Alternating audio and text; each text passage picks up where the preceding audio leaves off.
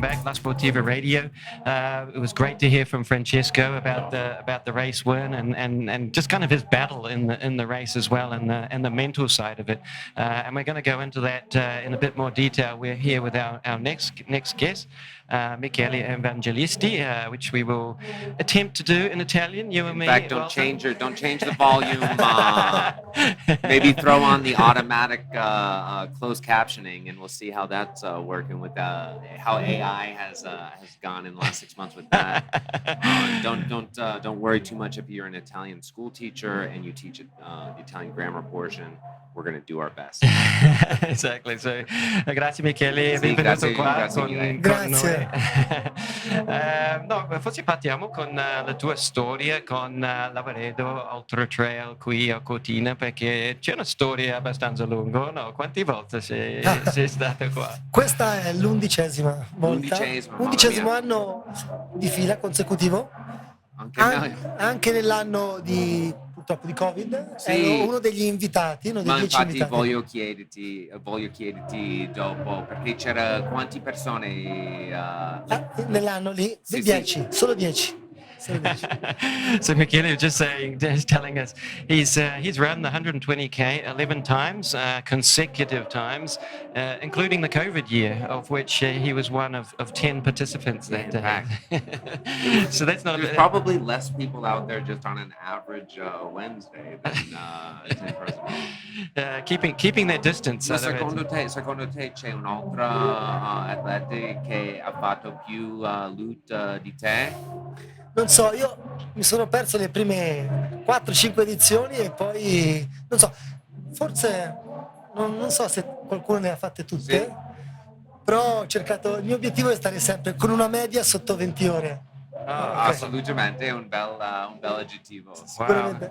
Michele's goal is to always stay under 20 hours for the race, which on this track 120 k's with all that elevation, that's a pretty fast time. Sì, in fact that's like a very good goal. Exactly. We should all have such goals. My best è 16 ore. 16 e 14, wow, sì. Wow, best time 16 hours, 14 minutes. So that's moving. That's just to give you some context. The winning time will be somewhere around for the male time will be somewhere around 12 hours. Yeah, so. exactly. Yeah. Exactly.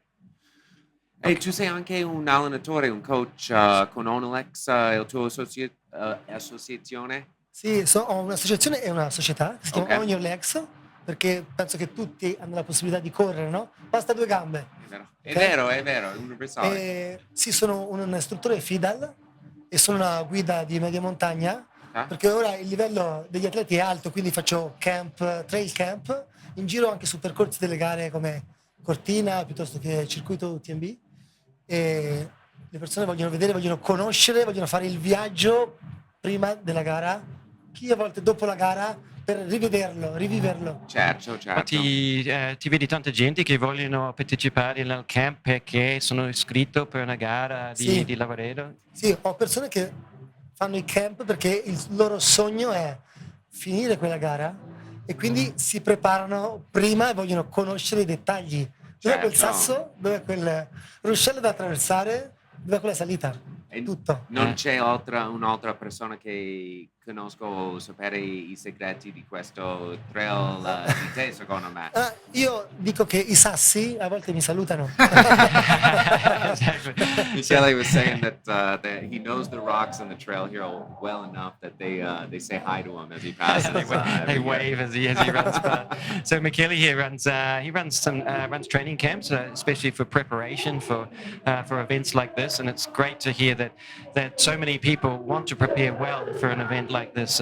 So they'll take part in a training camp. They'll get to see a lot of the course. They'll get to see what's in front of them, and so that they're also mentally prepared. And I think that's another theme we want to talk about here with Michele, la parte mentale che abbiamo già sentito dai atleti che abbiamo già intervistato, è un punto chiave per le gare. Secondo me anche diventa, ma per tutte le gare, ma le gare lunghe, perché c'è sempre queste difficoltà. Sì. Spiegami un po' la parte mentale.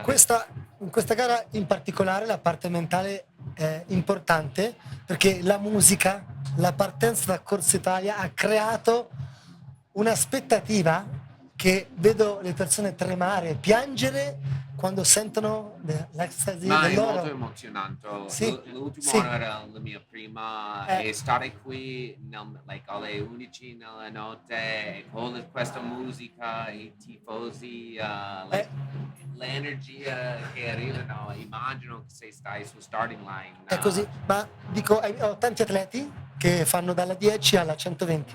Chi non corre alle 120, dico, se venerdì sera siete qua alle 23, guardate la partenza, un giorno il mio sogno è di correrla anch'io. Vero. Perché io ho fatto tante gare, ma questa ti dà un'emozione pazzesca. Anche a me, ho detto ieri sera, ho detto, questa gara la partenza della 120 è una cosa che non ho mai visto in un'altra gara. No. Secondo te?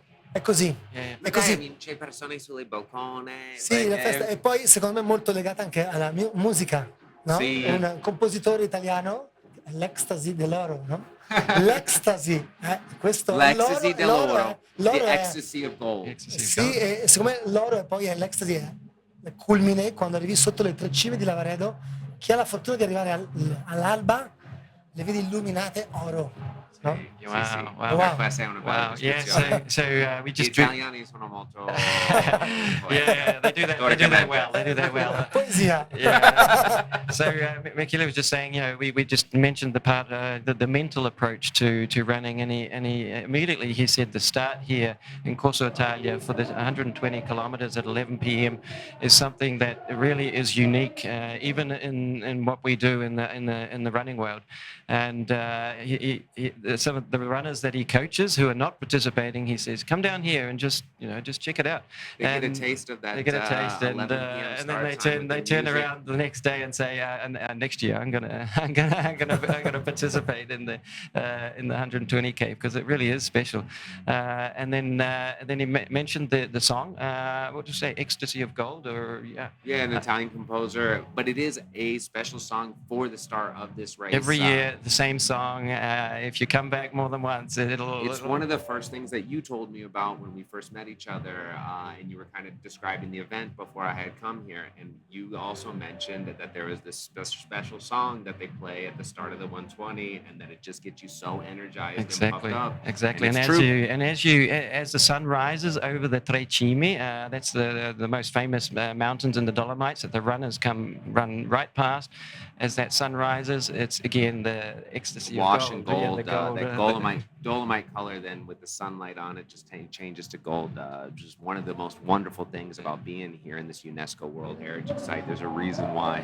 Ma per i tuoi atleti, questa partenza è una cosa speciale, ma ti devi anche controllare un pochino. Ho appena fatto un briefing con i miei atleti chiedendogli di calmarsi, perché è vero, la partenza è una carica di adrenalina, ma la gara sono 120 km, che anche se la voce dice che Lavaredo è corribile per Francesco Puppi, è corribile per Cartney, per gli altri non è così corribile. Okay? È tutto relativo. È tutto relativo. In giro mi dicono, io obiettivo sub 20. 20 non è un tempo così facile. No. Solo un quarto delle persone riescono a scendere sotto. Ma infatti lo sai cos'è il tempo medio per i partecipanti? Il tempo medio è tra 20 e 24, 25. Okay, so se arriva prima di 20. 20 è già good. Qualche anno fa era facile arrivare nelle 20 ore, eri nei 200-150 partecipanti. Adesso nelle 20 ore 400. Il livello è alzato tantissimo anche delle ragazze. Yeah, that's interesting. So, just talking about the average time out there on the track, probably around 24, 25 hours for the average, and to get under 20 hours, which is what Michele has done all 11 times. There's around not more than 25% of the runners will achieve that, and to run under 20 hours. when he first started doing the Lavaredo Ultra Trail, there would probably be about 150 or 200 runners, and today it's more like 400 runners getting under 20 hours. So the depth and the level has really risen. But one thing he does say to his runners about the start, it's an amazing start, but it's a long race. So don't let all of the adrenaline take over. And Yeah, I mean, l'ultima 20 km conta lo stesso dei primi 20 Sì. km. Per me la gara comincia a Cima Banche. Sì. Se stai bene a Cima Banche, gli ultimi 50 è un'altra gara, è la vera gara che ti porta al traguardo. Certo. Perché se vai forte fino lì, non hai fatto niente. Ma c'è un punto dove tu pensa ogni anno di smettere e dire No, quest'anno basta. No, io c'è no. un parte più difficile secondo te? no, perché lui deve salutare le rocce. Sì, infatti. Quando stai con gli amici, non voglio andare a casa. Tutti hanno paura di Val Travenarzes. Tutti. Io dico, è una grande opportunità fare questa valle, perché è una valle selvaggia che anche chi fa trekking deve fare un lungo cammino per arrivare. È una grande opportunità farla in gara, no? Però hanno paura perché è isolata, perché c'è l'acqua, perché c'è pochi ristori, Sì. perché fa caldo. È la parte wild della gara. Sì. Godetevela. È vero, è dura, però è anche altrettanto spettacolare e one shot, no? Esatto. È una volta fino all'anno dopo. Infatti. Poi a volte dico il Col Gallina, è finita. Mancano 25 chilometri, non è così finita. So Michele, really interesting what he was saying. The race really only starts at Cimabanque, so with 50 kilometers still to go. So you're more than halfway. The race doesn't even start until after that half distance. And it's so interesting. We heard from Nicola Dalla Costa, what's going to be the part of the race you're most scared of? And he said Val Travananza. Yeah, right. And yet Michele here is saying to his runners, hey, look, everybody's scared of Val Travananza because it's late in the race and it's a wild place, it's isolated. But no, look, this place is wild, it's beautiful. Just take joy in the fact that you're running in this amazing place. So You can't be brave unless there's something to and be that's so scared of. interesting. The mental side of it is turning something that for most people is a negative. For his runners, he's turning it into a positive emotion, and that's a chance where they can make their race there. That's where they can win it or really make up get themselves under that 20. Exactly, and the second thing he said is at Col Gallina, a lot of people think, oh well, there's only 25 kilometers to go there. It's the end of the race. Yeah, It's basically finished. But he says he knows the track so well. He says that's definitely not the end of the race, because to get to Passo Giao, there's a lot of climbing from Col Gallina up to Passo Giao. So I think every runner needs to respect that section, and when you're running in the afternoon heat as well, that's probably the area that I've seen the most people will stop between Col Gallina and Passo Giao. Se abbiamo un a momento, good question for Michele. can we look at actually the last section? We have the female winner. I think we have some video of her coming in that we just want to jump to quickly and take a look. Okay, let's jump to our female winner, Tony McCann.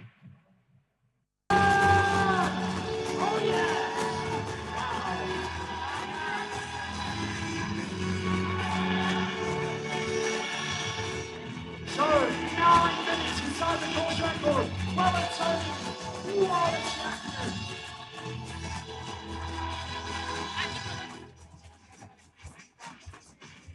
Tony McCann, Sudafrica al traguardo, la prima donna, 50 km.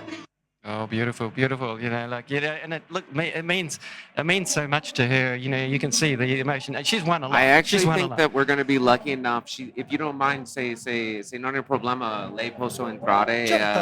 Sì, vieni più vicino a noi. Sì. Perfetto, così. And we'll grab Tony for a live interview. We'll hear how the race unfolded. Congratulations. Amazing. Thank you so much for being Come in here. and join us. Sit down with us. On the sheep. Yeah, right, exactly. Should we tell everybody to sit down on the sheep we've got here? Ok, il pelo. Okay, we'll pass these headphones over to Tony so she can hear us.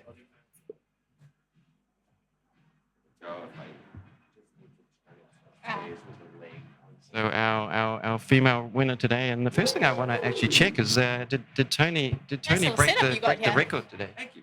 We do our best. Ah. So we're here with our female winner today, Tony McCann.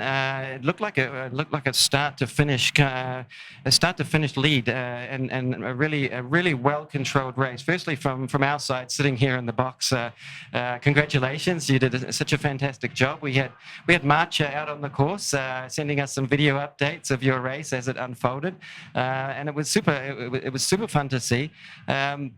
Tell us about your race, because it looked like you were well in control. You were always out in front, but we saw from the timing screen that our second place finisher, and I'm gonna kill her name again, Sofia Porokonavits from Ukraine was pushing as well, and the distance wasn't always that great. So tell us about that pressure. Well, thank you, and thank you for having me. I guess I do like to race from the front, so I tend to push quite hard in the beginning just to make sure that I'm in a good position. It doesn't have to be in the lead, but I like to be in contention, and I like to have the front woman in my sight. Just so happened that I was that front woman today, but Sophia was always there. From the start, she was climbing incredibly well today, and well, the altitude killed me. So I really tried to run within myself in the first 20 Ks, because most of the climbing is done in about that time. So I try to just be a little bit more cautious.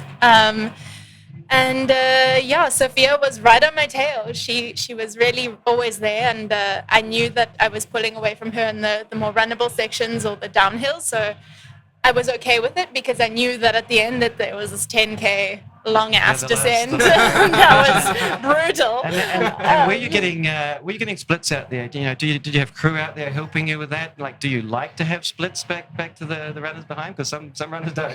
Yeah, I do like to get some insight. It just gives you a little bit of peace of mind, so you're not running scared the whole time. I had people who were out there giving me some numbers, so that's always helpful. And just for moral support, it's nice to see people you know. Exactly. Hear your name being shouted Yeah. out. For sure. How were the weather conditions out there for you today? Like was it hot out there? Was it cold? Was it fresh? It was pretty hot, but up high you don't really feel it that much. You're still sweating a lot though, and I think it's a mistake a lot of people can make, is they think that they're not that hot, not realizing how much they're sweating, because there was a bit of breeze as well.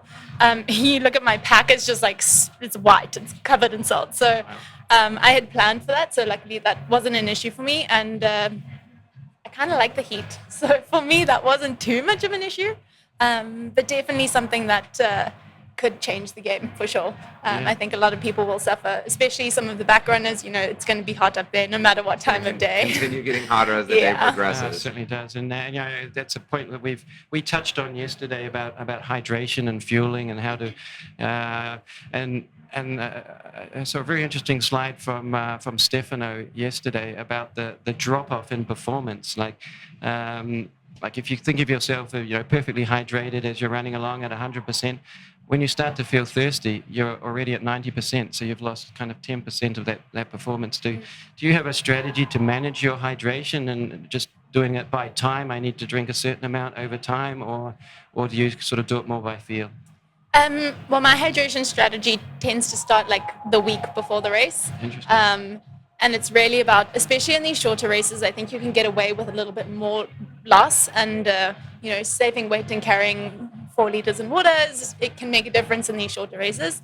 So I tend to go in a little overhydrated, making sure that I've really focused on getting in electrolytes in the week before the race. So it's been really hot, so I've been drinking a ton this week. It tends to work well for me. I think I respond well to that sort of strategy. But yeah, definitely something that I was considering. I had electrolytes in one bottle, carbohydrates in the other. So it was definitely a balancing act. And I think, I try to do at least 1 bottle an hour, but actually I don't think that was enough. It was, It got hot in the end, so I was drinking maybe 2.5 an hour. So yeah. Wow, that's a lot. Yeah, that is a lot. So 2.5 bottles would be more About than a more liter. than a liter. Yeah, about a liter. Yeah. And a kind of rule of thumb that we kind of go off is half a liter an hour. So really interesting that you were doubling that just because of the conditions, which were really hot out there. And I love what you say about it's not just about on race day. You know, you actually prepared for that much earlier. So that's super interesting. I got a question. Did we see the record today? I should know that, but did you? Because they were talked about. You were on record pace. Did you get it? I did get it, yes. We love that. And Southern Hemisphere. Did I? Yeah, I did. I mean, when I said to do this race, when I decided that it was a race that I wanted to do this year, I knew that the record was in reach, but training hasn't been perfect, and the weather conditions today obviously being super hot and not being prepared for the altitude at all. I wasn't necessarily expecting it, but I knew it was in me, so I'm super happy. Yeah. Is that something that you do going into a season, or looking at the season coming up? Do you set some goals as far as I think I could be at that record pace at this particular place, and use that as motivation in your training beforehand? Yeah, I think so. Not for all races. I think some races I choose purely for pleasure. The joy. Yeah. The joy. And this has been a race that I've always wanted to do. So this race was like a dual whammy for me. Like Nice. it had the competitive edge that I knew I wanted, and it also had the beauty and like the culture and the area that I've never seen. So for me, it was like the perfect combo race and a great time of the year. And you're, I mean, I love how you mentioned that this was a short race, but folks out there, it's definitely not short. 50K is a big distance, but you've become kind of quite a specialist at the 100K distance, and with your race wins at CCC, that's super impressive. So, how does this short race kind of work into your season's program and your goals for the rest of the year? Yeah, I mean, I wouldn't call myself a 100K specialist by any means. I've only done one of them, and thankfully it went well, but I call it beginner's luck. Because you were OCC in 2023, Yeah. exactly. So Sometimes it's better to be go lucky for than it. good, you know? Well, I've had a lot of luck flung my way recently. So, earlier this year I ran the Tenerife Blue Trail as well, and the 20K there. And I shouldn't have been able to do well at that race, because that's a distance that frightens the bejeebers out of me. Interesting. And, The short distances are scary for some super scary, like redlining the whole race. But what I realized actually at this race, my heart rate was pretty high the whole time too. So it's not that much different to a 20K. Yeah. And that'll be the altitude. Yeah, and the heat. Exactly. Did a session yesterday and I ran at midday stupidly, and my heart rate I don't think went below 150. So I've forgotten the question now. I'm sorry. Just how this race kind of works into your overall season's yes. goals coming up, because I'm gonna maybe put you on the spot, but it is a World Championships year in end of September. Is that something that you're looking at? No, honestly. I would love to be there. I'd love to represent my country. It's always the biggest honor to do that. But I'm, at this point, not sure South Africa is even sending a team. So we need to sort that out. Don't we? Unfortunately, Somebody call South Africa. We need to get them on the we need to phone. get Get South Athletic Africa on South the phone Africa right now. involved.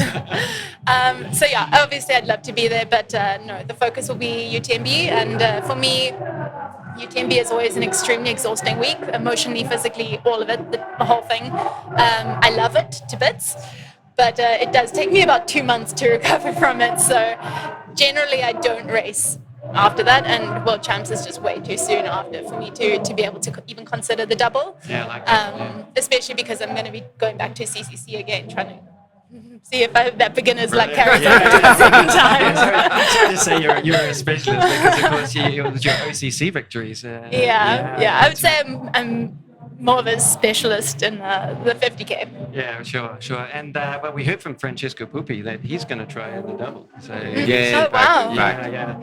He's looking at CCC as well as Long Trail in September. So that's a big call. But he did mention the recovery side of it, and It's a big issue. And you've also said that yourself as well. How you need that at least 2 months to recover from that part of the I season. mean, Francesco's an incredible athlete, and I think he's one of the the guys who is smart about planning his year, and he's, he raced at Canyons and now he's taken a bit of a break, and I think he's very clever in the way he structures his year, and he's also, he's been in this game for a long time, so I think he knows his body well enough to be able to make that call to do the double.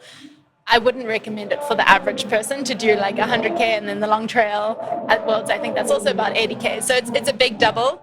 And for me, I just know my body and my brain are not able to do something like that. Most important things.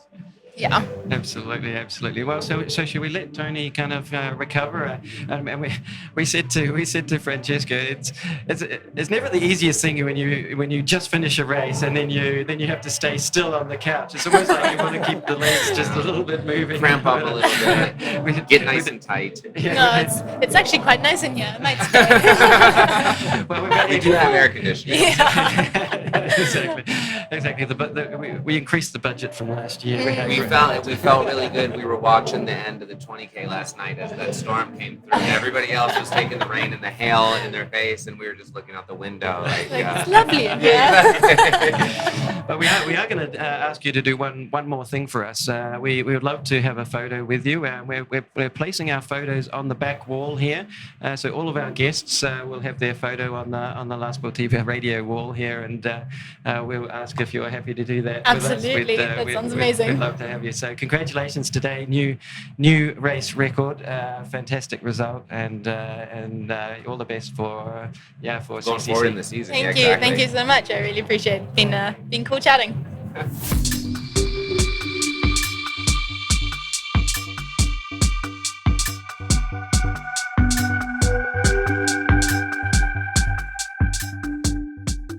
Dai, allora torniamo adesso, stiamo ancora con il nostro amico Michele e vogliamo finire un po', siamo in overtime forse, ma vogliamo un po' finire la conversazione e poi fare un bel saluto prima del nostro pausa per pranzo. Our afternoon lunch break. Yeah, so we're here with Michele Evangelisti, and he's been telling us about the mental side of running, and he being a coach and what he's been telling his runners out there today. But we probably should ask him about his own race as well. So Michele, tua gara stasera, tu hai già detto il tuo consiglio per i vostri atleti, perché abbiamo appena parlato con Tony, che comunque lei ha detto che lei torna qua sicuramente magari per la 120. So just saying that Tony she told me just as we were leaving that she will come back for a race here in Lavaredo, wow. maybe the 120, but for sure she's coming back. Now Michele, lei ha parlato del caldo oggi, ma tu hai un consiglio per i vostri atleti? Sì, di sforzarsi di bere. Sarebbe da bere da 500 a 1 litro all'ora, è molto difficile, quindi consiglio di bere poco, ma molto spesso. Io dico, si può bere e mangiare con l'orologio. Ogni 10 minuti, 2-3 sorsi, deglutire sempre dentro, perché lo stomaco ha bisogno di tempo, ma questo è fondamentale per essere finisher. Yeah. That's so interesting. So if you want to finish the race, because so many people drop from this race because of stomach issues and because they're not able to get enough fuel in, and the minimum 500 milliliters to 1 liter of fluid every hour. And he had a really good point there, just to drink little bits but often, and even use your watch every 10 minutes to fuel. Yeah, drinking consistently, not too much in one go, but like you were saying, every 10 minutes or so, making sure to add to that, and somewhere between 500 milliliters and a liter per hour. Ma Michele, tu hai fatto un'altra cosa che ho trovato interessante. Tu hai attraversato Australia. Sì. Ma quale sarebbe una distanza lunga? Quanti chilometri? 3.113. In quanti giorni? 45 giorni, circa 70 km al giorno. E la domanda che chi mi trovava faceva era: crazy or charity? Charity, perché ho raccolto fondi per l'ospedale Niguarda, perché in sedia a rotelle. Bellissimo. E è stata un'esperienza della vita. L'ho fatta non per fare un record, per fare questa esperienza, e poi è diventata un record. È stato wonderful e ha cambiato Magnifico. la vita. Cacchio. Wow, che esperienza. So Michele did a really neat project for charity. He ran across Australia. What was 3,014? Did he say 3,148 3,100. kilometers. 3,148. He has it tattooed right here. That's super cool. And as he says, the experience of a lifetime. He broke the record, even though that wasn't the Wasn't goal. the goal, no. The goal was to raise charity, but it became really an experience. He mentioned that everybody asked him like that either did you do it because you're crazy or was it for charity? Crazy or for charity? This one was for charity, and he also happened to break the record along the way, which Average is of like 70 kilometers a day. So That's it just puts crazy. Yeah, what A little bit.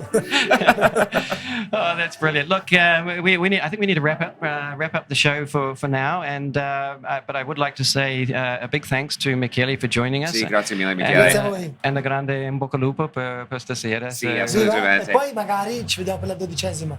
Certo, Sì. assolutamente. Sì, ci vediamo. Tu hai un bello spirito, A me piace veramente. perché la corsa non è solo uno sport, per me è un modus vivendi, come dicono i latini, è il modo di vivere, non è solo uno sport. Yeah, it's not just a Per sport, questo it is a dico way to on your live. legs, sempre. Yeah. Always on your legs. Okay, what a great way to finish. Grazie mille. Grazie Michele. Grazie a voi.